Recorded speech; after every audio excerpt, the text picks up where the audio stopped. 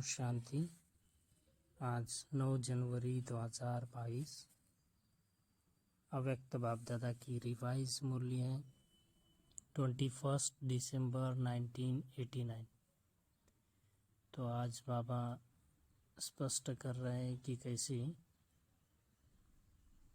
बाप रचयिता बाप अपनी रचना को देख कर खुश होते हैं। तो रचना की प्यार में रचना की कमी को देख नहीं सकते हैं। तो कैसे समर्थ बनना है, व्यर्थ से मुक्त रहना है।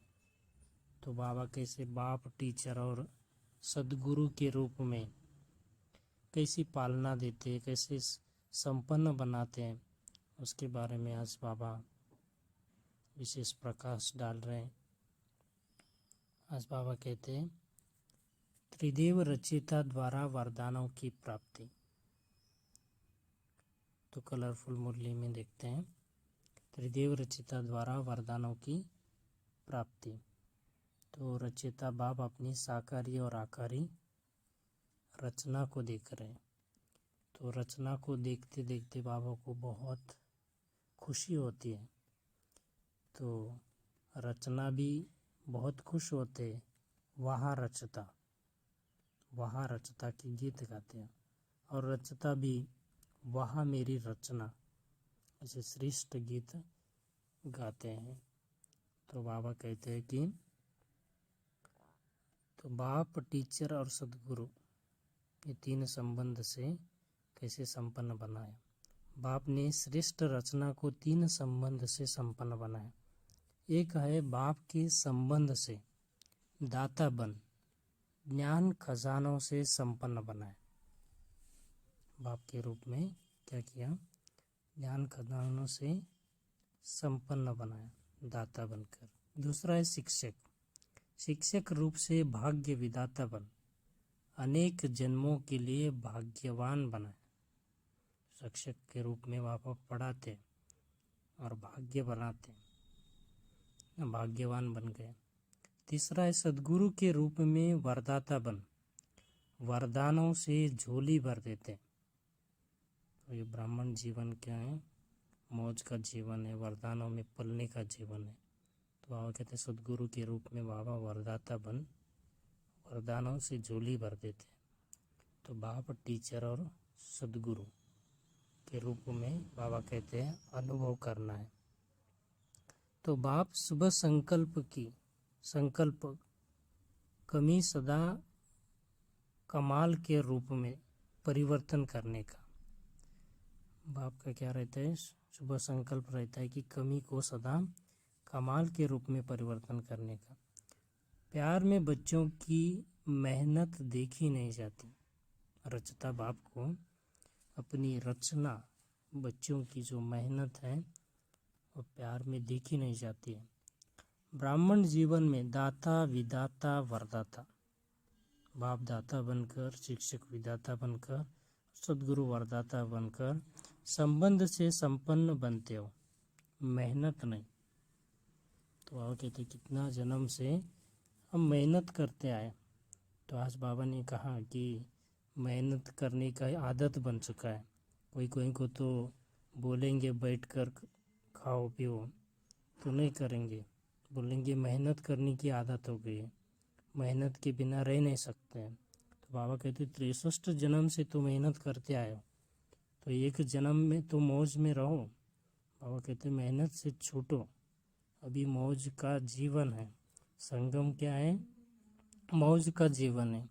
21 जन्मों के लिए तो हम प्रारब्ध तो पाएंगे, लेकिन ये एक जन्म जो है बहुत अमूल्य है।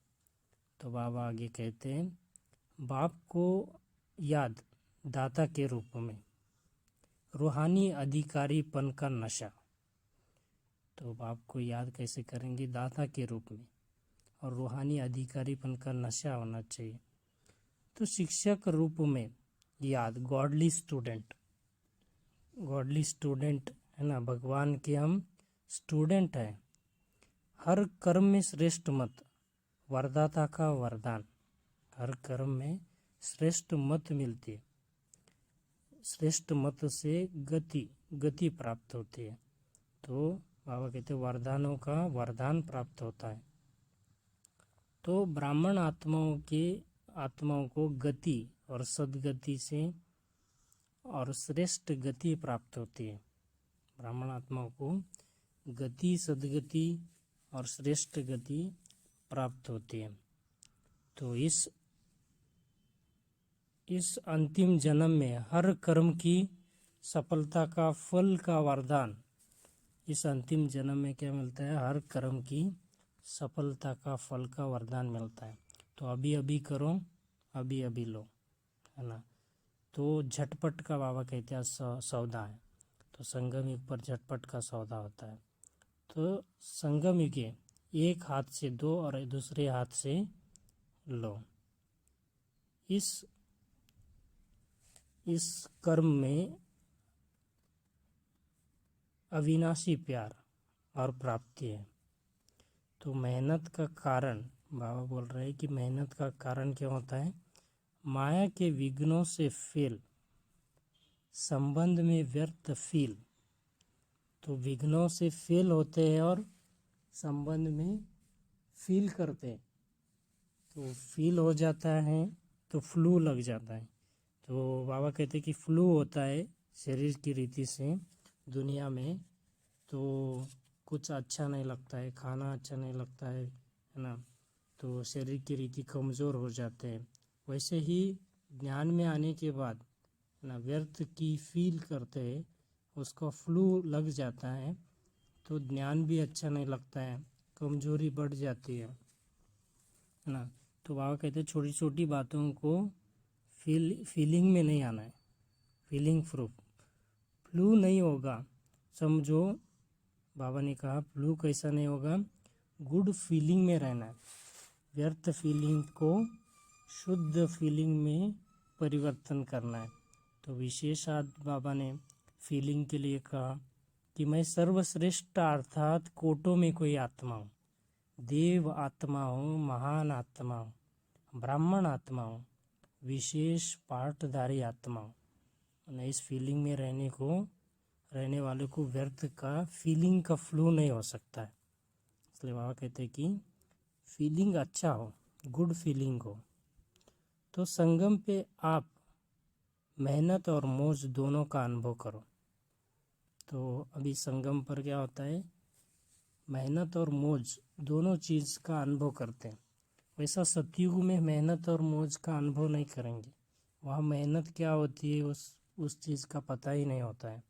तो संगम कितना श्रेष्ठ है ना, मौज में रहने का युग है। तो बाबा कहते आगे कि भक्त माला ज्ञानियों की माला में अंतर है। भक्त क्या है? रॉयल भिखारी है। और ज्ञानियों की माला है विजय माला, है ना, अधिकारी। भिखारी नहीं, अधिकारी। तो बाबा कहते भक्त माला में आने वाले हो, ज्ञानी माला में आने वाले हो। तो बाबा कहते भक्ति की माला अलग है ना, भक्ति की लाइन अलग है।